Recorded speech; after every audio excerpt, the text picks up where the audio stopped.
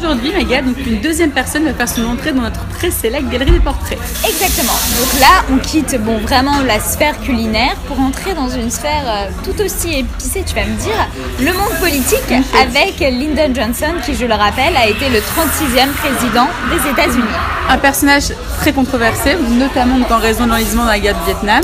Exactement. Donc la guerre du Vietnam et les profondes émeutes raciales qui ont secoué le pays sont généralement ce qu'on retient, ce qui nous vient en premier quand le personnage de... Mais bon, après, vous vous dites bien qu'il n'y a pas eu que ça, sinon il ne ferait pas son entrée dans la galerie. Exactement. Donc il faut quand même rendre à César ce qui est à César. Donc il ne faut pas oublier que Johnson a été à l'origine du programme qui a d'ailleurs été copié dans certains pays après de la Great Society, donc qui comprenait à l'époque 3 volets majeurs. La guerre contre la pauvreté, mettre fin aux discriminations raciales en tout genre et les prémices de la sécurité sociale.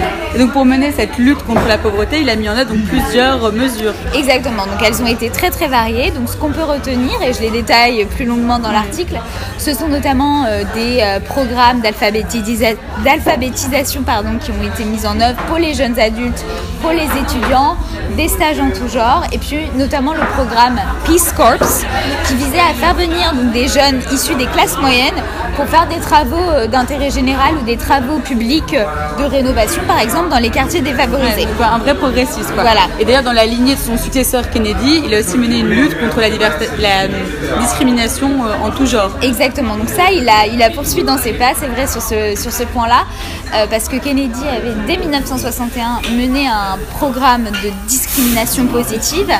Mais vous en doutez bien, c'est plus facile d'adopter des lois que de faire changer des mentalités.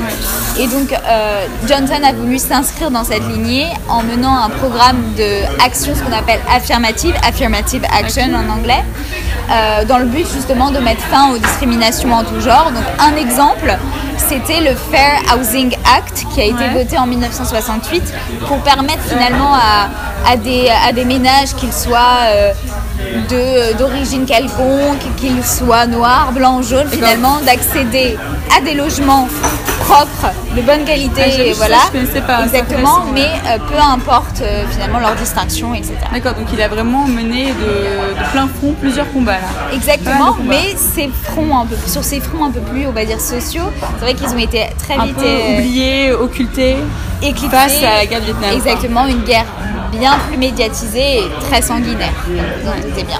Bon, en tout cas, merci Maguette pour ce petit teasing. Exactement. Et voilà, on vous invite vraiment à aller lire l'article. Vous allez vraiment voir en détail toutes les politiques mises en œuvre par Johnson, ses résultats en demi-teinte et sa personnalité haute en couleur. Là, c'est le moins qu'on puisse dire. Qui vous a des petites surprises. Donc, rendez-vous sur le site, les Waders.